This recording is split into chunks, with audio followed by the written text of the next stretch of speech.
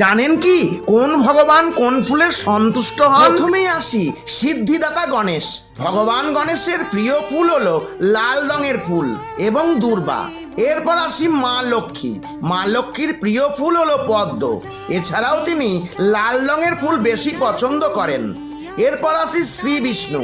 শ্রী বিষ্ণু উজ্জ্বল রঙের ফুল বেশি পছন্দ করেন, তবে ভগবান বিষ্ণু তুলসী পাতায় সবচেয়ে বেশি সন্তুষ্ট হন। এরপর আসা যাক ভগবান শিব।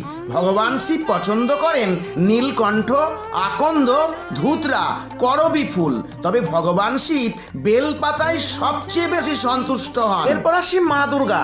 মা দুর্গার প্রিয় ফুল হলো পদ্ম ফুল, স্থলপদ্ম প্রভৃতি, তবে জগৎজননী কিন্তু লাল রঙের ফুলও পছন্দ করেন। মা দুর্গার আরেকটি রূপ হলো মা কালী। তিনি পছন্দ করেন লাল রক্তজবা। আর আপনি যদি মা তারার সামান্যতম আশীর্বাদ পেয়ে থাকেন তবেই কমেন্টে লিখবেন জয় মা।